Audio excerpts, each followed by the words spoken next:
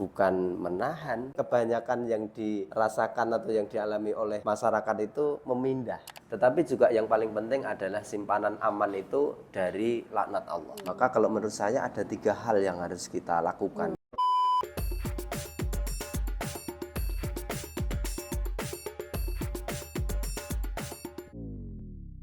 Hai, Assalamualaikum Mitra BDW. Kembali lagi bersama saya, Vina, dalam acara Pokari, Podcast Keuangan Syariah. Nah, pada kesempatan ini kita perdana sekali karena podcast ini akan membahas seputar keuangan syariah bersama dengan narasumber dan nanti kita akan mengikuti topik yang up to date. Nah, pada kesempatan ini kita akan berbincang bersama salah satu narasumber kita. Narasumber kita ini adalah Bapak Sugiyarto atau yang akrab kita sapa dengan Pak Sugi. Nah, beliau adalah pimpinan cabang kantor BDW yang berada di Wonosari dan akan segera kita sapa beliau. Oke, Assalamualaikum Pak Sugi, bagaimana kabarnya? Sehat Bapak? Sehat Mbak Vina. Alhamdulillah, luar biasa sekali. Nah, pada kesempatan ini karena kita ada di momentum Ramadan, kita akan banyak berbincang mengenai hikmah Ramadan dalam mengelola keuangan. Sebelumnya kita akan intermezzo dulu nih Pak. Ramadan itu kan salah satu fenomena yang unik dan menarik yang terjadi setiap tahun. Dimana kalau Ramadan itu biasanya rame-rame, ada persiapan. Tapi apakah kita sebagai pribadi begitu, apakah sudah mempersiapkan atau bahkan mungkin punya perencanaan yang baik?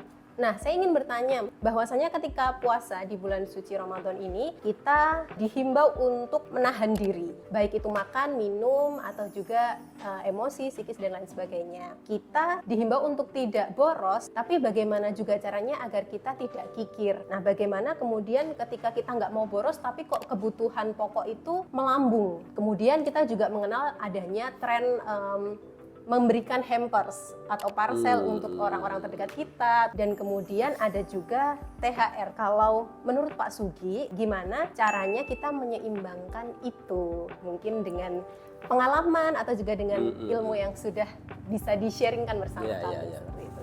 Betul, terima kasih Mbak Vina. Yang pertama bahwa Ramadan ini tidak sekedar kita menahan dari lapar dengan puasa ya. Tetapi di situ ada nilai-nilai yang harus bisa kita ambil hikmahnya. Mungkin salah satunya adalah bagaimana kita bisa mengambil hikmah dari Ramadan ini dalam mengatur.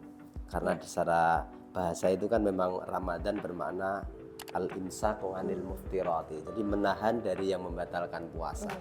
Karena di situ ada satu kata yang bermakna menahan, ini semestinya ya ini bertahan. Artinya bertahan itu ya sesuai dengan apa yang ada dalam kondisi kita. Tetapi dalam kenyataan berkaitan dengan manajemen keuangan, justru di bulan Ramadan ini bukan menahan, tetapi kebanyakan yang dirasakan atau yang dialami oleh masyarakat itu memindah.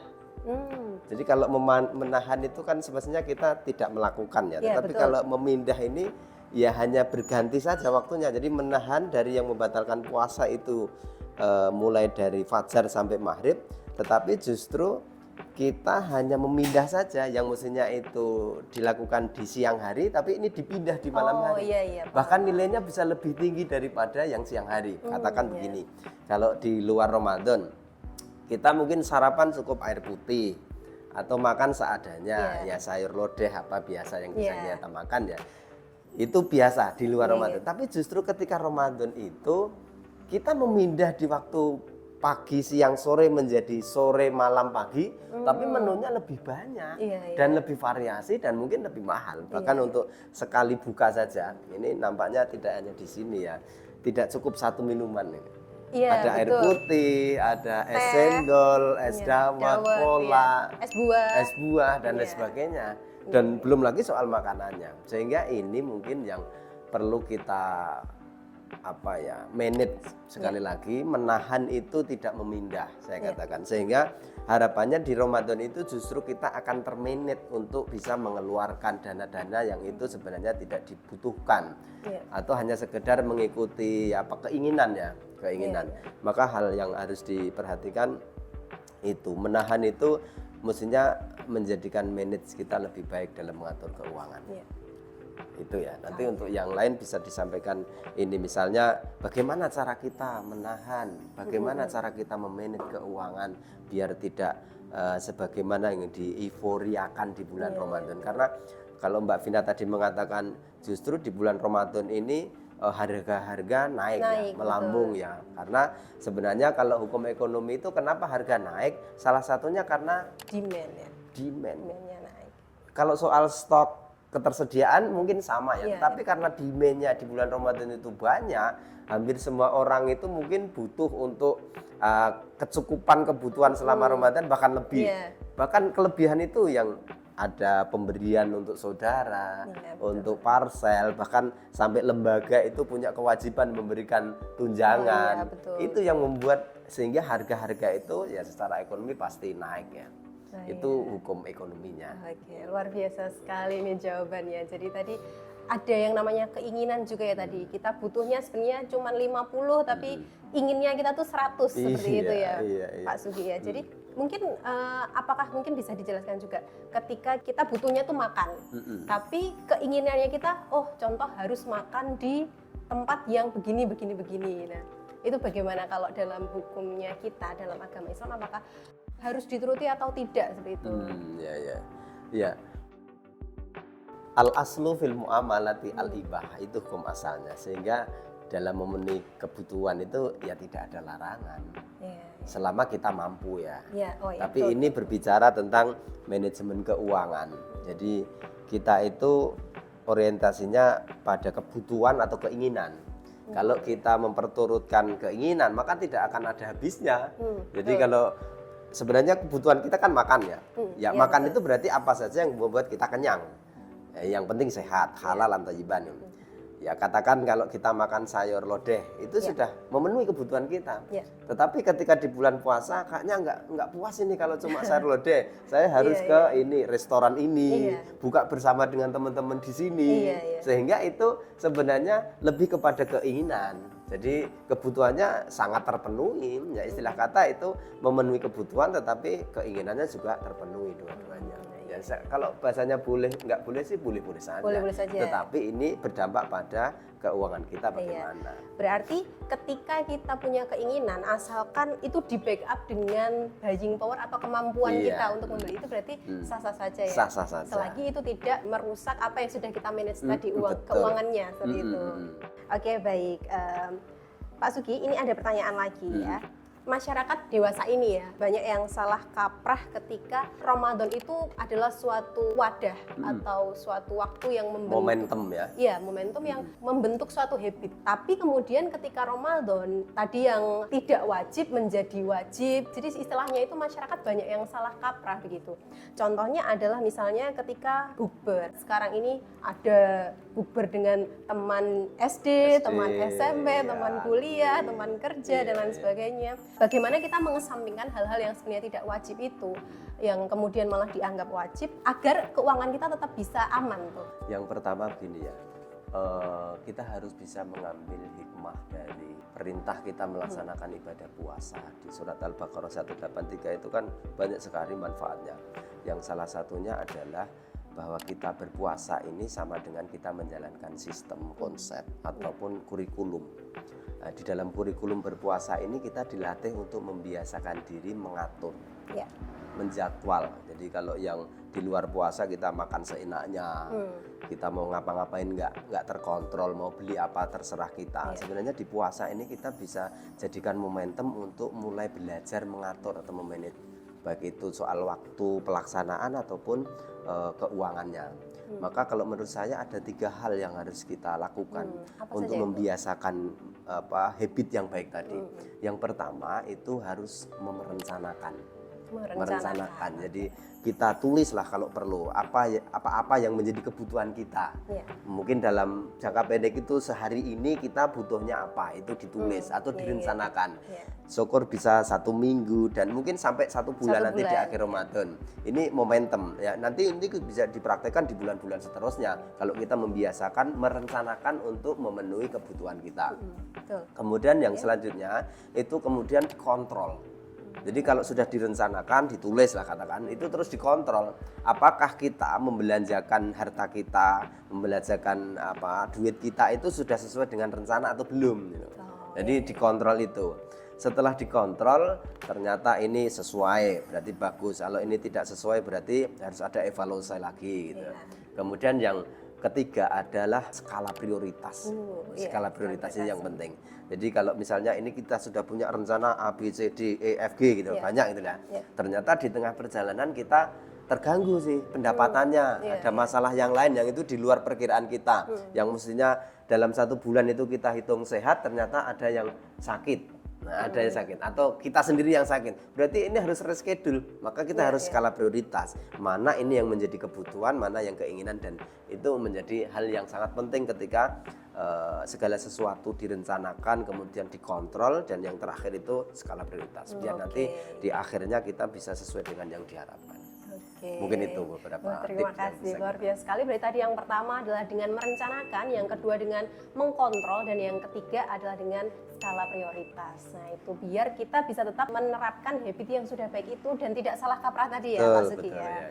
Ramadan merupakan bulan yang penuh berkah dan juga banyak orang-orang yang mulai punya pandangan untuk berinvestasi. Ini mumpung Ramadan nih, investasi, apalagi dengan investasi syariah. Gimana nih pandangan Pak Sugi dengan investasi syariah, apalagi kita di BPR Syariah begitu, dengan produk-produk yang kita miliki. Mungkin Pak Sugi bisa sharing nih. Ya. Termasuk di dalam kita merencanakan kebutuhan juga memang harus ada perencanaan untuk penyimpanan dana ya. Karena kebutuhan kita akan terpenuhi ketika kita punya pendapatan atau saving. Untuk ada saving berarti memang harus direncanakan dari awalnya, dan perencanaan tentang pendapatan yang harus kita siapkan untuk belanja ya sebaiknya memang itu disimpan di tempat-tempat yang aman. Yang pertama, pertama itu aman itu dari gangguan-gangguan yang tidak kita harapkan. Tetapi juga yang paling penting adalah simpanan aman itu dari laknat Allah. Apa itu maksudnya Pak Sugi? Jadi simpanan kita yang kita simpan itu harus terbebas dari riba, terbebas dari gharar, maisir, dan lain sebagainya. Jadi yang itu memang dilarang oleh agama. Maka kalau saran saya, selain kita berpikir tentang kebutuhan dunia, aman dalam arti keduniaan, kita juga harus berpikir tentang aman untuk dunia di akhirat nanti. Sehingga harta yang kita simpan itu harus kita pastikan terbebas dari riba. Karena riba itu dosanya luar biasa, azabnya luar biasa. Jangan sampai nanti kita terjerembab dalam kehidupan yang mewah karena iming-iming misalnya bunga yang tinggi atau pengembalian yang besar dari investasi kita, tetapi kita melupakan bahwa itu adalah sesuatu yang dilarang oleh agama. Maka di bulan Ramadan ini menurut saya momentum yang tepat ya untuk mengatur keuangan kita, menyesuaikan dengan kebutuhan, dan paling penting adalah mengamankan diri kita dari azab yang Allah akan pasti berikan ketika kita melanggar dari syariatnya. Itu Mbak Vina. Luar biasa sekali. Itulah kenapa pentingnya kita bisa beralih atau mungkin memilih investasi, kalau bisa investasi yang syariah. Mungkin kita bisa sedikit memberikan arahan gitu ya Pak Sugi. Salah satunya investasi, tadi kan kita sudah disampaikan kalau salah satunya dengan saving. Nah kemudian kita juga kalau di BDW ada juga deposito ya Pak Sugi. Jadi bagi teman-teman mitra BDW dimanapun berada, kalau misalnya ada nih rezeki lebih yang sudah direncanakan mau diinvestasikan dengan deposito di BPR Syariah BDW. Bagi hasilnya kompetitif bisa dicek di Instagram kami di @bprs_bdw. Oke, mitra BDW dimanapun berada, luar biasa sekali. Sudah 3 pertanyaan kita lalui bersama Pak Sugi. Nah, kita akan beralih ke pertanyaan yang keempat, yang mungkin ini akan jadi pertanyaan penutup ya. Bahwa Ramadan itu merupakan momen di mana kita mulai membentuk perencanaan atau pembentukan finansial yang bagus. Hal-hal yang positif juga kadang kita terapkan, kita laksanakan di Ramadan. Yang mau saya tanyakan kepada Pak Sugi adalah bagaimana ketika apa yang sudah kita lalui selama 1 bulan itu bisa sustainable atau tetap bertahan dan bisa kita lakukan nih di 11 bulan setelahnya, bahkan menuju ke Ramadan lagi. Mungkin Pak Sugi bisa share. Momentum Ramadan untuk memperbaiki diri, baik secara ibadah, muamalat, akidah, dan akhlak. Maka menurut saya kata kunci yang penting di bulan Ramadan setelah kita berpuasa selama 1 bulan adalah hijrah syariah. luar biasa. Sehingga kita tinggalkan kemarin dosa-dosa riba, dosa-dosa yang itu menyimpang, lupakan saja. Insya Allah Allah akan memberikan pengampunan kita. Kemudian selanjutnya kita berpikir tentang investasi yang sesuai dengan prinsip syariah, terutama BPR Syariah BDW ini yang sudah siap melayani semua transaksi syariah. Jadi bahasa kata BPR Syariah BDW ini kan apa yang kita butuhkan pasti ada gitu ya Mbak Vina. Insya Allah. Ya. Maka hijrah syariah ini menjadi kata kunci yang penting untuk kehidupan ekonomi finansial kita, kehidupan yang akan datang. Dan ini menjadi habit yang baik untuk kita laksanakan di kehidupan berikutnya. Luar biasa. Berarti ini jadi dari salah satu hal simpel saja ya Pak Sugi, di mana misalnya kita tadi sudah menerapkan salah satunya dengan hijrah syariah, mulai dari satu hal simpel itu saja. Berarti tidak harus semuanya langsung, tapi salah satunya dengan itu tadi. Betul, itu. Oke, luar biasa sekali Mitra BDW. Tadi dari pertanyaan pertama, kedua, ketiga, dan keempat telah dijawab dengan luar biasa. Semoga dalam podcast ini dapat diambil sisi-sisi positifnya.